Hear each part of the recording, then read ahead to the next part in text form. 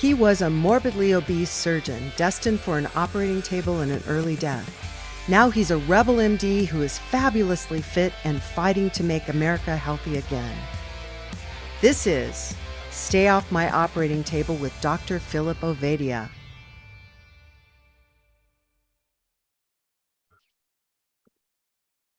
Welcome back, everyone, to the Stay Off My Operating Table podcast with Dr. Philip Ovadia. I'm the talking hairdo, and there's not much hair actually to talk about, Jack Heald. And we are joined today by, I think this is the first registered dietitian we've spoken to, Phil. And that fact alone says something about what dietitians are or are not in our country. Why don't you introduce us to Jen Cleveland? Sure thing. And it's such a pleasure to have Jen here. As you mentioned, she is a registered dietitian, and we're going to talk about a bit about what that means and how she has utilized that, and maybe, where there are parallels to medical training, and how Jen has started to approach things a little bit differently. And that's why I'm excited to have this conversation with her. So let's start by letting Jen introduce herself to our audience and give us a little bit of your background, Jen. Yes, I'm Jen Cleveland. I'm from the Hoosier State, Indiana.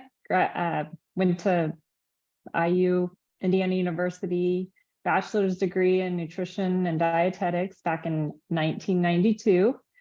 And as you probably know, that was the year that the infamous food pyramid came into play. So that's when I started. I didn't know that. Yes. Yeah, pretty much everything I learned, I'm having to relearn and unlearn. And it's quite the process 30 years later, going through a lot, just trying to unlearn everything I was pretty much ever taught about nutrition.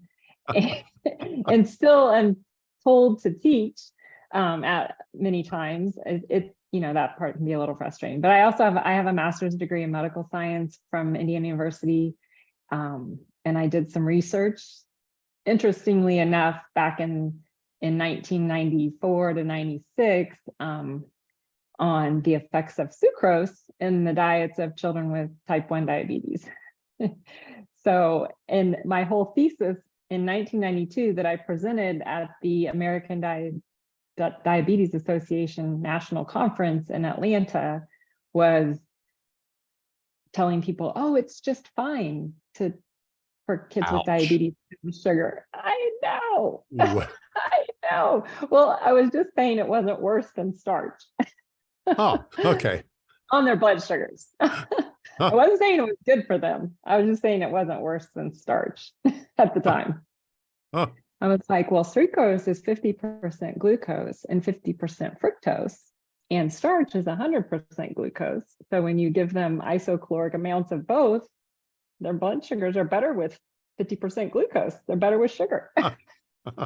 Terrible. So for our audience who may be brand new to the show and haven't heard us rail on this particular topic for the last year and a half, what would be your report today if you were giving the same, if you had the opportunity to speak to the American Diabetes Association and maybe update your recommendations and findings from 1992? Yeah, it's a slow process, and it's coming around very, very slowly, not quite as quickly as I'd like it to, especially with this pandemic of children with type 2 diabetes that we have on our hands, pre-diabetes. I mean, 30% of kids have pre-diabetes, 12 to 18-year-olds. Yeah, it's astonishing. And in the age group of 19 to 34, it's like 35% to 40%. I'm having trouble wrapping my head around that number. I had no idea it was that bad. It's huge. And in the last 2 years, once COVID hit 2020 to March of 28th, 2022, the numbers it was like 5% more increase. And Jen, do you know roughly what those numbers were in 1992 when you graduated school? Less than 5%. Yeah. When I first So- started practicing, because I've been practicing at the same children's big academic healthcare institution for 30 years, it was rare. I mean, it was like maybe once or twice a year we would see a kid come in with type 2 diabetes. And now we have 4 dedicated clinics every month that are only type 2 diabetes. And we have a whole youth diabetes prevention clinic. And I, without getting myself in trouble, what they teach in that clinic is still not what quite I would say is right. So we've had a 6 to 7-fold increase in the incidence of prediabetes in 12 to 18-year-olds in 30 years. Yes. To me, that's a pretty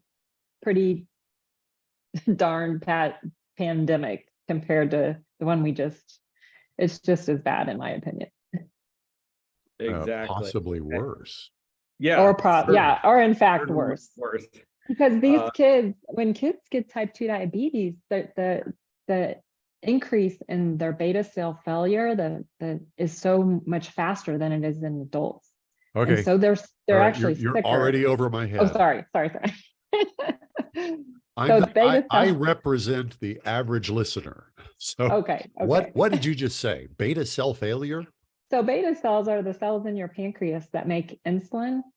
And because they just diminish so much faster in kids that develop type 2 diabetes at such a young age, much faster. They develop complications much quicker, kidney disease, all the things that go along with type 2 diabetes, heart disease, retinopathy, eye disease, eye damage.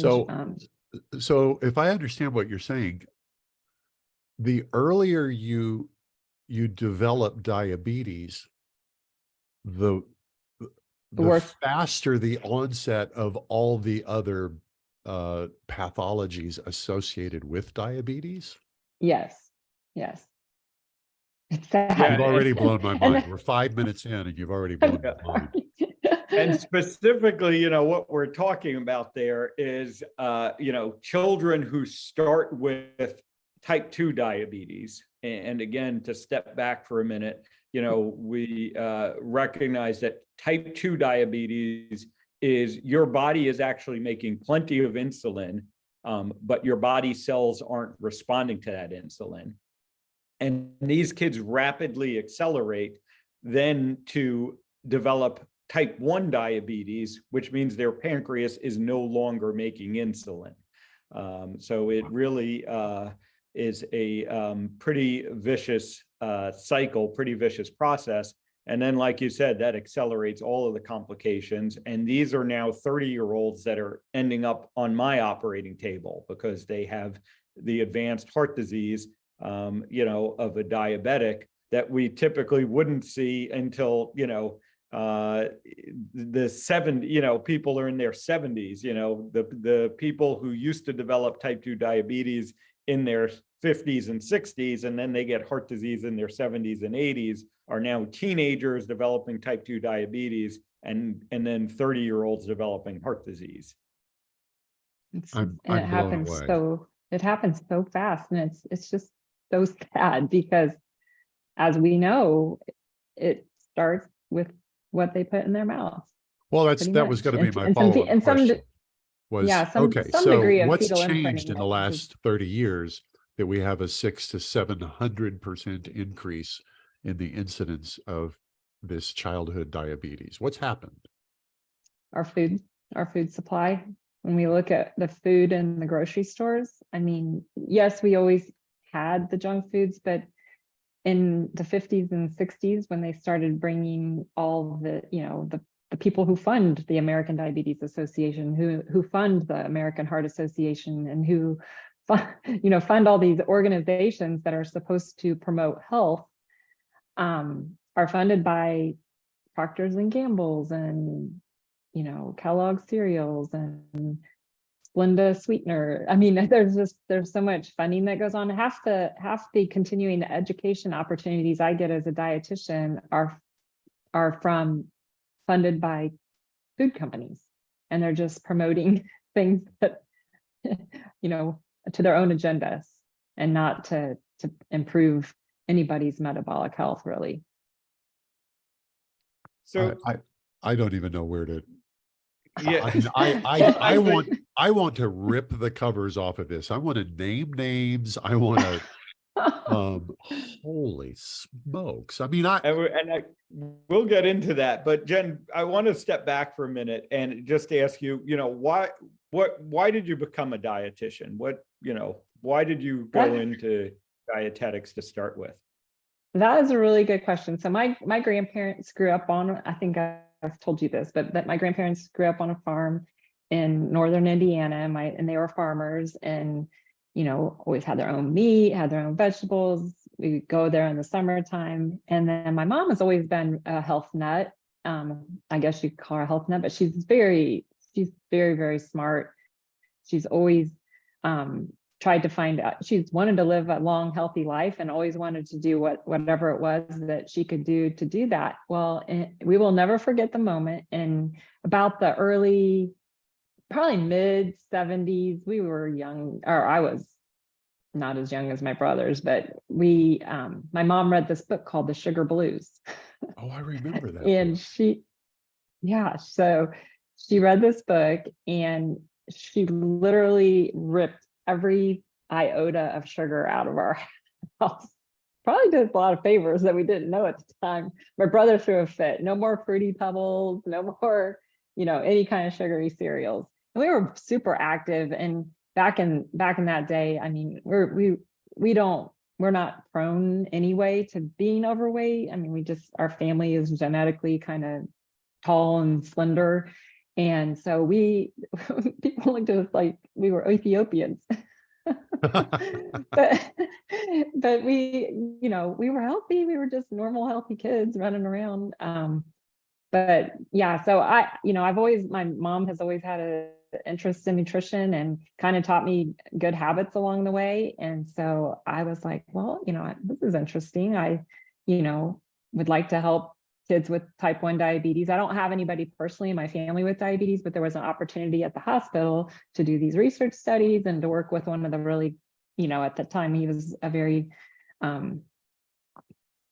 known pediatric endocrinologist in our community. And I was like, well, that's cool. I was only like in my early 20s. I was like, this is going to be fun. And so I enjoyed, the research and all, but then when I look back on everything that we did, it was all wrong. It's all wrong. So now I am like, I feel like I'm back in school again, because I'm taking, nutrition network courses and things that, learning things that I didn't know before. Well, was there an aha moment for you that where you said, wait a minute, this is not what I want? Yeah. So the aha moments it was kind of just along the way, telling, we were literally told by doctors, tell the family, just have their children eat whatever they want. No, don't change their diets at all. We'll just feed the insulin. We'll just give enough insulin to cover that much carbohydrate. So we give them an insulin to carbohydrate ratio.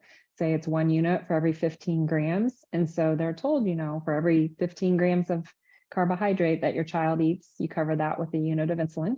And for every so many milligrams per deciliter high that their blood sugar is over 120, not even 100 or 110, which is a more normal blood sugar, but 120 is the target, just to prevent hypoglycemia.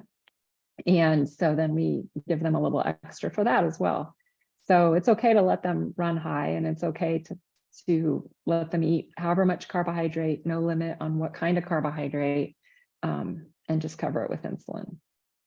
And so that was my job for years, was to teach families carbohydrate to insulin ratios, how to program their insulin pumps so that it delivered enough insulin, and so on. And so then we there have was this, no discussion about lifestyle. There was no discussion about there was a nutrition. brief, of course, we recommend that most of your child's carbohydrates come from whole grains, fruits, vegetables. Yeah, but whole grains were always very promoted because they're high in fiber. Yeah. So Yeah, and I've talked a little bit on the show about my older brother was diagnosed with type 1 diabetes, and I remember that well, him kind of sitting at the table and calculating his insulin dosage and how much carbohydrates did we just eat, and we only had the Cheerios because we couldn't have the sugar cereals. So we had the whole grain Cheerios and the Wheaties and the all the whole grain stuff, and he would sit there and balance his carbohydrate intake with his insulin usage. and I had the little heart association emblem at the top. Yeah, right. Exactly. So yeah, let's dig into a little bit more. Like, when did you start to realize that this wasn't working, or this wasn't the right approach? What made you start to question this? Because having gone through a similar transformation myself, and trying, that's a lot of programming that you had to start to unravel. So what started that for you? So I mean, personally, I kind of started, I've not ever eaten a super high carbohydrate diet, even until not since I was like a youngster. I was a competitive swimmer in high school, swam all the way through high school. And so I ate a ton for that. And then after high school, I was like, well, I'm not as active as I used to be. And so I probably didn't need as many calories, but I just kind of naturally started eat. I've always loved meat. My mom has a picture of me with a chicken bone in my mouth when I was a year old. And I've just always liked meat a lot. It's just satisfying and don't feel hungry. And, I think for years that I did follow kind of that low fat mantra, everybody must eat really high carbohydrate, low fat diet. That was probably up until I would say my late 30s, early 40s. And then that's about the time when I was like, this stuff isn't working for any of these kids. It's not working for anybody. I was getting consult after consult for hyperlipidemia, but their cholesterol wasn't, their cholesterol levels. What's hyperlipidemia? Oh, high cholesterol and triglyceride and in LDL kids. levels. Oh yeah. I've seen kids with triglyceride levels in the 2000s. Well, yeah, and important to you point out, you're mostly talking about high triglyceride levels.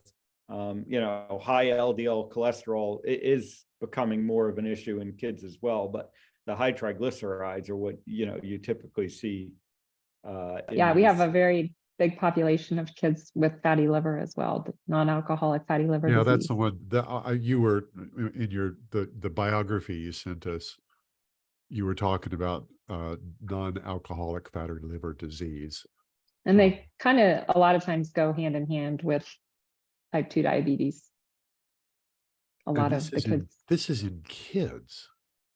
All right. As young as 7 and 8 year olds. Unbelievable. The question that comes to mind is, there are parents listening to this, and they're gonna be saying, I wonder if that's my kid. Are there what do you do to check your kid? First thing, what's the first thing that parents listening need to do to make sure that their kid is not on this road to diabetes? So usually if they're getting regular well child checks, they do a urine screen is usually the first thing they'll do. And that's how some of our kids are detected. If they do go to but during COVID, a lot of kids didn't go to any doctor's appointments. But they'll do a urine screen, and in that they can detect glucose. in the urine, but that it has to reach the renal threshold blood sugar wise, which is greater than 180 milligrams per deciliter blood sugar, which is pretty darn high, before it passes that renal threshold and spills into the urine. So Okay, so they're what I hear you saying is they've got to be pretty far down the road before it even shows up in the urine. Is that right?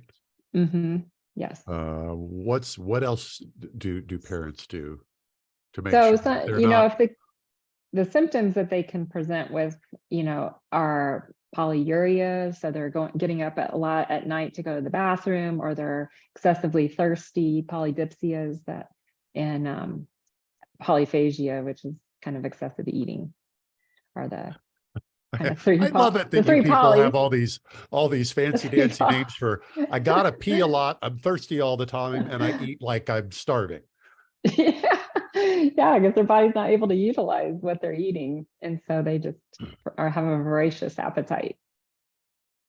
Oh, But the type 2, a lot of times in kids too, they'll have like this darkening ring. You may have seen it on people, like a dark ring around their neck, or sometimes in the arm folds of their arms. It's called acanthosis nigricans.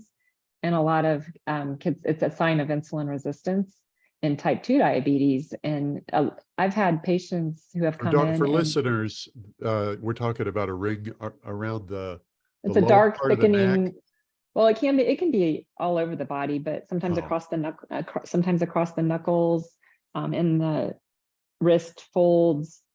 But it's a sign of insulin resistance. And I can walk in the grocery store and see people with it, and like they probably don't even know they have pre-diabetes or diabetes, one or the other. But it's definitely a sign of insulin resistance. This is one of those times when we need to be able to have a Jamie like Joe Rogan has got to say, Jamie, look that up, show us a photo. So we don't have that. Yeah. No, it is, and it's a problem because, kids aren't routinely getting blood work. And so, when we talk about some of the things we talk about, in adults and checking insulin levels for early detection. And while those certainly would work in children, if we were to be checking, insulin and, we don't routinely do blood work in children. No. So, it's a challenge to detect this before it gets to that point. And you're right, having glucose in your urine is already fairly far down the track before that occurs. It used to be age 40 when they would start screening, around age 40, for even pre-diabetes, not even type 2, and they have now reduced that to 30. So they're now routinely screening anyone that's 30 and over. Used to be. Okay, let's cut to the chase. I know that the way we're going to promote this particular episode, we're going to target it at parents with children at home. Talk to the parents. You're the dietitian. You've got the background and the credentials. Tell them what they got to do now to either get their kids off of this track, or better, keep them from ever getting on it. What actions do they have to take starting today? Yeah, and that's a great question, because a lot of times it's multi-generational, especially with type 2 diabetes. It's a very multi-generation. Grandparents have had it, parents have had it, and now the kids have it. And so it's almost as if they sometimes see this as fatalistic in a way. I don't know. But I try to encourage them and let them know that this can be, because the doctor, honestly, they do not go into a room saying you can reverse this. They go into the room saying this is how we are going to treat this, and the first thing we're going to do is metformin, and then we may have to add this, and then we may have to add this, and then I go in and I do my best, to go. And anymore, what I emphasize to the families is whole, real foods. Ditch the processed foods. Number one, ditch the sugary drinks. That's the absolute number one. Okay. You would not Number one, believe. sugary drinks. Yeah, number one, sugary drinks. Number two, whole real foods, meats, vegetables, a little bit of fruit if they are just starting out. And move a little bit. I mean, sometimes that I keep the movement for a little bit later because we're talking about some kids that have body mass indexes 45 to 55. So the movement is We're sometimes talking about very kids who are difficult. already morbidly obese. Very, Yep. like 12-year-olds that are 350 plus. Holy smoke. Yes, I know, it's really sad. I mean, it does make me sad. And there, you know, part of it is there are, and I'm not making excuses, but you know, we do have areas of poverty where there are food deserts, areas where their access to good food is not the best. A lot of these children, I mean, not in, like, I think the incidence of kids in poverty in certain of these areas has doubled since 1999. And so for them to find, you know, good fresh meat or eggs or, you know, things that we kind of maybe take for granted, it's not so easy. And then they'll say that, you know, a lot of times they have to go to food pantries to get their food. And the food pantries, what you get at a food pantry is a lot of boxed and processed Right. foods, Right. bagged foods, things that have a long shelf life. And so that's what they are having to work with. And, you know, we can even extend that these days because, you know, for a lot of these children, you know, school might be the primary, you know, where they get their biggest meal of the day.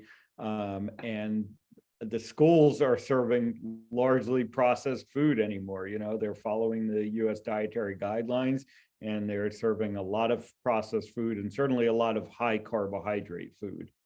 Yes, I had a dad actually come into clinic last week, and he was very upset. His son has type 2 diabetes, and he's like, I'm trying my best, but we rely on school breakfast and school lunch for financial reasons. And I said, oh, I understand. So he pulls up on his phone the school lunch menu where the school nurse had written the carbohydrate content of all the items on the menu for that day. And it was over 100 grams for every single meal for the month. And I'm like, that's just for lunch. And the breakfast was another 75 to 100. And it's like, oh, and even the hospitals, I mean, the hospitals don't do much better of what the food that we serve in the hospitals. What would you say? Yeah, what would you say is a reasonable amount for a reasonable, you know, amount of carbohydrates for a child to be consuming in a day? That's a trick question. Well, because as we know, not even thinking low carb, like just to kind of set the norm, you know. So here we are, you know, they're serving 100 grams at lunch, you know, and, you know, probably close to the same at breakfast, you know, so 200 grams, you know, right there. And you know, again, you know, an average child and, you know, non-diabetic average child probably shouldn't be consuming more than 100 grams a day of carbohydrates, you know. But if I say that in one meal.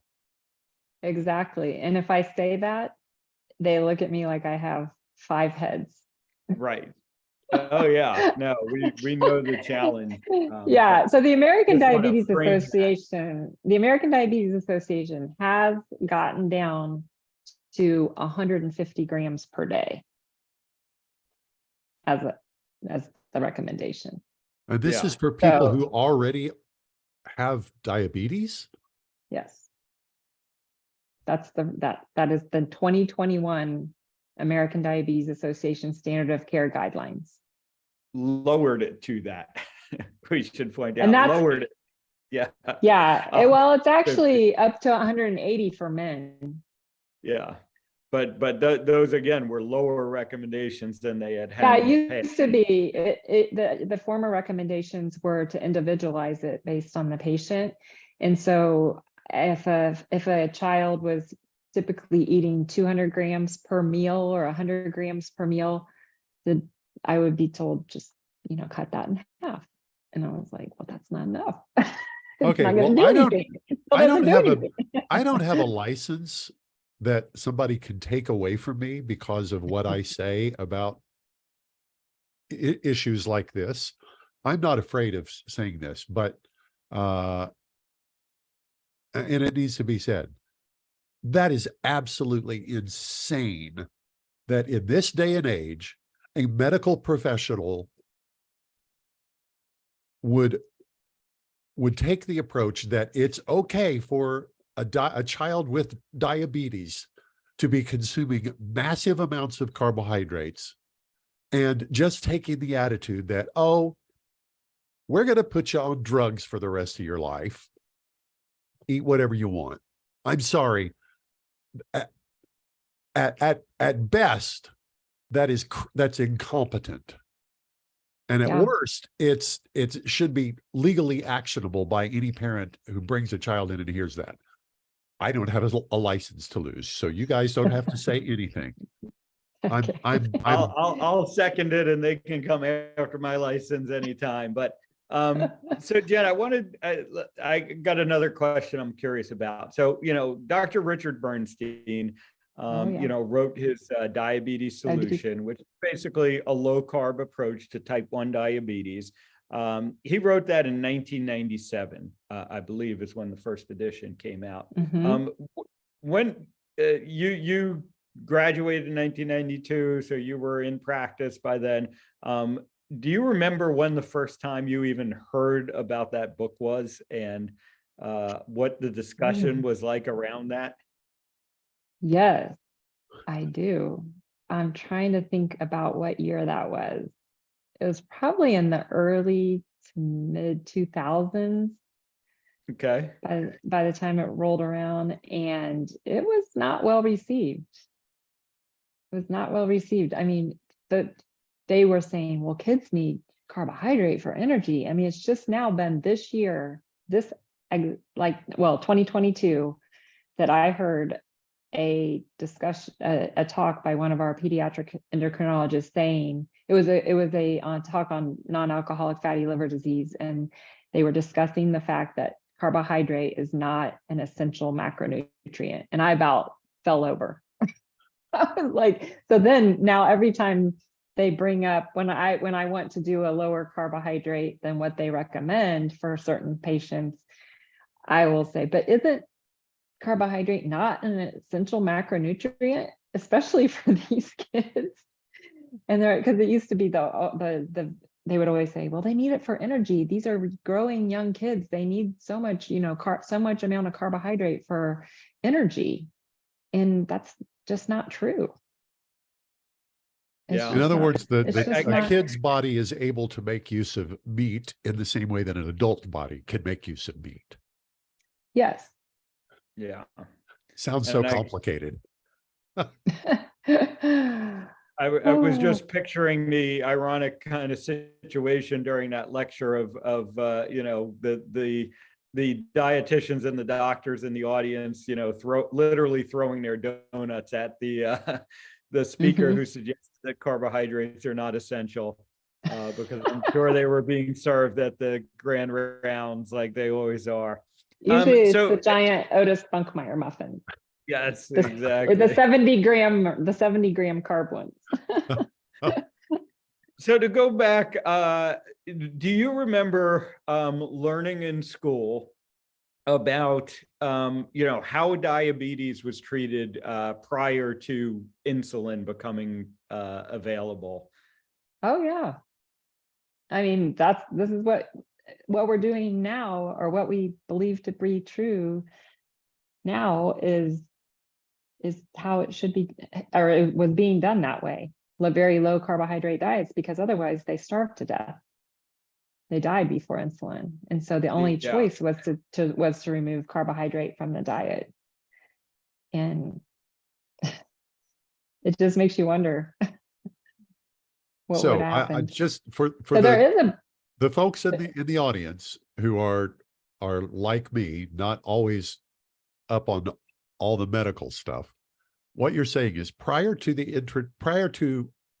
discovery that insulin could be used to Banting help and Best, diabetics 101 years ago. 101 years ago. 101 years ago, we still had people who had diabetes.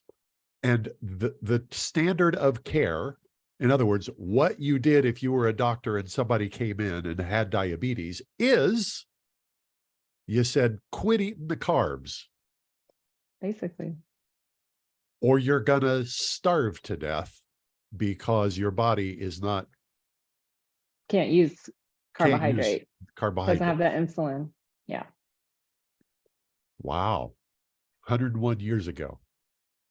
101 years ago. Yeah, no, it really is interesting. So what do you, I guess, When I first started, it was the exchanges. I don't know if you remember exchanges.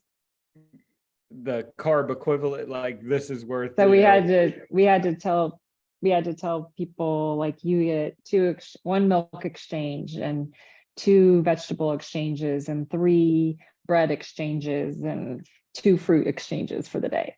And each exchange was equivalent to 10 to 15 grams of carbohydrate. Yeah, So that was the original. It was a way to make the math look not quite as bad with the amount of carbohydrates that Yes. being promoted. Yeah. So, what are you seeing now in, how many, I guess, yeah, how many of your colleagues are becoming enlightened? So I'm fortunate to now know a couple of dietitians, RDs or licensed dietitians that are, low carb. They realize that that's the way to go. Are you seeing a lot of that among your colleagues? Nope. Okay. I'm in Indiana. Oh my. No, I shouldn't say no. There are some, but they definitely, I don't often eat lunch. I'm kind of I eat more breakfast and dinner kind of thing. So, and I'm usually just so busy and working through lunch that I just don't even think about it. But they're always like, if I do eat, and it's usually just a bunch of meat of some sort that I like, they're like, so you just don't eat any fruit, or you don't eat any pasta, or, you don't eat any rice? And I'm like, breads? And I'm like, I've never eaten bread, really. I'm like, no. They're like, wow. And it's just like, they think you're weird. Okay, what you're painting for me is a picture that I really wish I was not getting in my head. But you're painting for me a picture of a profession that claims to be able to communicate to people who are sick because of who are sick for whatever reason.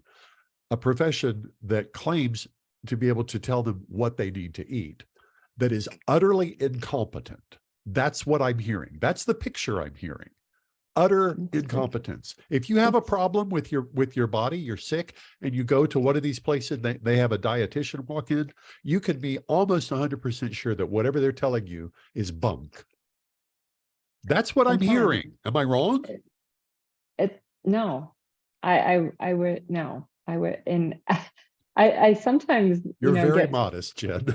Well, I sometimes get frustrated because I enjoy being a dietitian, and I think there's a lot that we can offer. I've always felt like food could be that, the whole Hippocratic message of let food be thy medicine. I mean, gosh, really, it works for a lot of disease prevention, but just getting that message in the right format, and so that people can understand it. There's so much confusion out there. I mean, there's so many fad things, and but to find something that actually works. And one of the things that the doctors always say with low carb diets that I hear, shouldn't say doctors, but they come back with is it's just not sustainable. Nobody can eat that low carbohydrate of a diet for that long. And I said, well, I've been doing it for years. I mean, what do you mean? How long does it have to be to be considered Yeah, like sustainable? sustainable, exactly. And I mean, Yeah. years and years, and I feel good. And my parents have eaten this way for years, and my dad just turned 80 a couple weeks ago. My mom is 76, and they are the most active, healthy humans around. And I've learned half of what I know in the last 10 years with regards to nutrition from my mom. Of all the, she's like, she tells me what to watch. She must Watch love this. that. That's how I found out about Dr. Oh, from your mom? Yes, Well, thanks, Mom. I know. I tell her thanks all the time. Thanks, Mom. Well, and again, it's ironic that, you're probably like, oh, we learned that, I learned this new thing about nutrition, and your mom is like, that's what I learned in the 1970s. And Right. unfortunately, you learned the opposite in the 1990s. But, again, none of this is new. We've talked about. Yeah, the deprogramming and relearning is pretty intense. Yep. Yeah. It's a lot. But so let's turn the conversation around here. Let's hear some of the success stories. Yes. I'm getting depressed. Yes.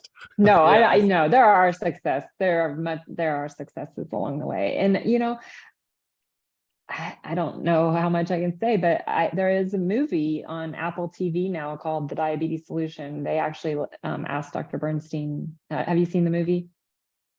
So, I actually haven't. I wasn't aware of the movie. Yeah. So the movie, it was a group of moms of children with type 1 diabetes, and one of them happened to be, her husband was a physician, and she was just astonished when her child was diagnosed with type 1 diabetes and was like, this is not right. This is, they're telling me that they can have, the sugary cereal and orange juice and, all these things, and just cover it with insulin. She's like, that's just not right. That's just not right. So she did further investigation anyway. Just the film came out on Apple. It's on Apple TV and Prime TV. It's like $3.99 or something, but it's a really well done movie. So I kind of tell people, check that movie out. I'm still at the phase where I'm trying to work on getting them to wean down on the carbs. Yeah. And then there's there's a massive Facebook group, around Dr. Type 1 grit. Type 1 grit, which I just actually learned the other day. So Dr. Bernstein is still active in it. He's almost 90. Yeah, he's I think going to turn 90 this year, maybe, or is approaching 90 years old, and he's still active. He's amazing. Yeah. Yeah. I wish I had taken his advice and along the way a lot earlier, but you live and you learn. Certainly we all do. So yeah, talk about some of the, ways that you're now, now realizing what you realize and knowing what you know, talk about some of the ways that you're incorporating that, into your life with working with people. So I very much, and I have to be careful in what I say in this space because they're still telling me 60 gram, for boys, 45 for girls type of thing. So I take the approach of more focusing on the processed foods, getting them to eat just whole real foods, the meat, the vegetables, because those are naturally low, I think very low in carbohydrate. Some vegetables, not the corn and the peas and the potatoes. In Indiana, they can still consider potatoes a vegetable. And then a little, they don't want to completely remove fruit. So what do you do to keep yourself from losing your mind inside this type of environment? Oh, that is the hard part. I do a lot of yoga. Spend a lot of time with my grandkids. No, I do it because I love the kids, and I feel like if I can make a difference in one kid's life, then it's worth it. In a week, like there's always at least one or two kids I feel like I make a difference in their life in a week, and that's to me is what it's worth. And I've had several great success stories with kids who Please tell us parents. one Yeah. great success story. Well, there's a video online about him, but I don't know well, I guess since he consented for the video, but he just took it to heart, and like his mom's a single mom. He was Where did he start? just Tell us about who, what, so what was, he was 15, diagnosed with type 2 diabetes, and I kind of went through the whole spiel with him. I was like, we got to change some things in your diet. Got to start moving a little bit more. And he took it to heart. I mean, his mom got a bike, put a stationary bike in his bedroom. He was on that thing, but he was, it does take some degree of intrinsic motivation to Sure. want to be healthier. And sometimes kids feel so bad, they don't know how bad they feel. Right. Their body is so metabolically unhealthy that they don't even know how good they could feel. Right. But he took it to heart, and he was very motivated intrinsically. He wanted to not have to take medicine, and he was actually started out on insulin. Wow. Because back in the day we did, and that was a big success during the last year. We no longer start type 2 diabetes patient kids on insulin. Instead, we, even if their A1C is 12%, we start with sometimes very low basal insulin, but we try to get rid of it as soon as possible. But he took everything to heart. He did it. He watched his diet, and here he's 3 years later, just graduated, and he is in they call it remission. He's in remission of his type 2 diabetes. He doesn't take any diabetes medications, and I think he's lost like 80 or 90 pounds. Wow. He's great. He's phenomenal. I told him he's got to be like a rock star patient they featured him at the hospital, and they featured him on the local news and different things, but he's a great kid. Wow. That is extraordinary. Yeah. All right, parents. So look for the gray rings around your kids' various places on their bodies. Look at what they're sticking in their mouth, not just at home, but wherever else they're going. Get rid of anything that has more than one ingredient on it, is what I'm guessing. Well, what is it you say, Dr. Ovadia? If you can't tell what the ingredients are by looking at it, can't pronounce them. Yeah, if you can't tell what's in your food by just looking at it, then you really shouldn't be eating it. I think that's a great rule to live by. So there's going to be parents who say, but my kids are just going to throw a fit. What do you say to them? I said, well, a lot of times they'll say, but I have other kids and they don't all have diabetes. And I said, well, I'm not telling you to feed your kids anything different than you would feed your other kids. All this, you can feed the whole family this way. Everybody can eat this way. Yeah. Yes. No, yeah, and it's much more supportive for the family that way. If everybody's eating that way, then the child's not singled out, and nor should they be. And they're not, honestly, they're not the ones buying the food for the family. I mean, they're children, so it's not their fault. Wow. They just, yeah. All right. But I think we have a lot of work to do, and it's exciting, and I don't want this to be a negative conversation. I want it to be something that people go forward with, and just, think about what they are feeding their kids. Well, it is gratifying to know that the message that I've been hearing from guest after guest after guest on this show for the last year and a half is essentially the same message over and over again. Yes. Eat whole, real food. I mean, it's so complicated. I know. And people are like, well, what is that? And I'm like meat before you do anything to it, vegetables, fruit, a little bit of fruit. It's not like it really isn't rocket science. It's just putting it into action. We had a guest on. And there's so much addictive qualities to the processed foods. I mean, because they release all those dopamine receptors and make you feel so good. And that's a whole nother, the carbohydrate addiction. Briefly. Right. Yeah. I we had a guest on a while back, and I for the life of me can't remember who it was, but she talked about being poor and needing to lose a bunch of weight. And her comment was something along the lines of, don't think I was shopping at the fancy dancy grocery stores buying expensive meat. I was going to McDonald's, ordering a quarter pounder with nothing on it and throwing away the bread. I was eating McDonald's hamburgers, but all she was eating was the meat. Right. And the lights just kind of went on for me. I realized, oh my gosh, bad meat, low quality meat. I shouldn't say bad meat. Low quality meat is better than any kind of processed anything that you're going to eat.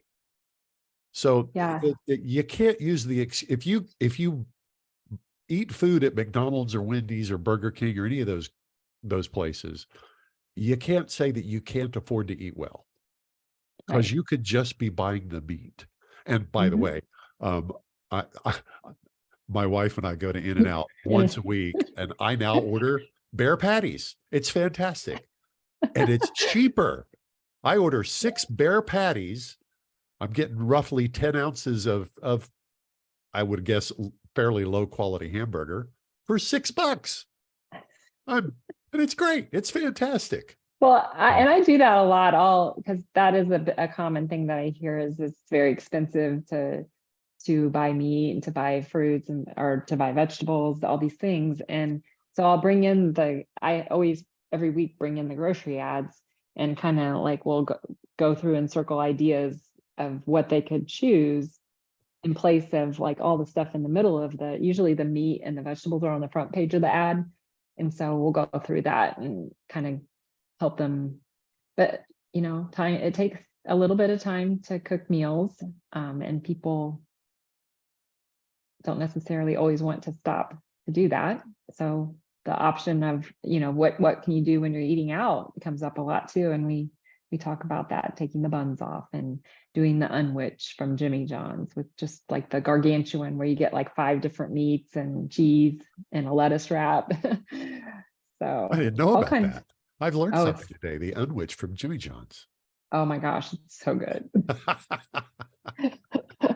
It's my to-go, like my on the go when I'm on the go. I love it. Okay, well, we've got a new sponsor, Phil. Yep, there we go. The gargantuan. Well, Jen, I appreciate your time here today. Of course. Phil, how do you want to wrap this up? We didn't really even get to talk about that Jen is one of our coaches over at in the metabolic health coaching program over at ifixhearts.com. And so we don't deal with children there, but we'd be happy to deal with their parents. So anyone that's looking for help with their metabolic health, Jen's one of our expert coaches, and I would invite you to come check us out at ifixhearts.com. And then Jen, why don't you let the people know where they can connect with you as well? They can connect with me on LinkedIn, Jen Cleveland, Twitter, sad free RD, sad being I love that standard American diet, sad free RD, yes. And on, I think that's the other one's Instagram is at jcleve70. All right, we'll make sure all that stuff shows up in the show notes. All right, very good. Been a all pleasure. Right, folks. Thank you. So if you're too intimidated to talk to Dr. Ovadia at ifixhearts.com, and don't be, because he's a great guy. I was going to say you might have the opportunity to work with Jen Cleveland, who is a registered dietitian who gets it. Thank God there's at least one in America. There's several. All right. Well, for Dr. Philip Ovadia and Jen Cleveland, I'm Jack Heel. This is the Stay Off My Operating Table podcast. I'm going to invite you to subscribe. We drop a new episode every Tuesday, and we'll talk to y'all next time. America is fat and sick and tired. 88% of Americans are metabolically unhealthy and at risk of a sudden heart attack. Are you one of them? Go to ifixhearts.co and take Dr. Ovadia's metabolic health quiz. Learn specific steps you can take to reclaim your health, reduce your risk of heart attack, and stay off Dr. Ovadia's operating table.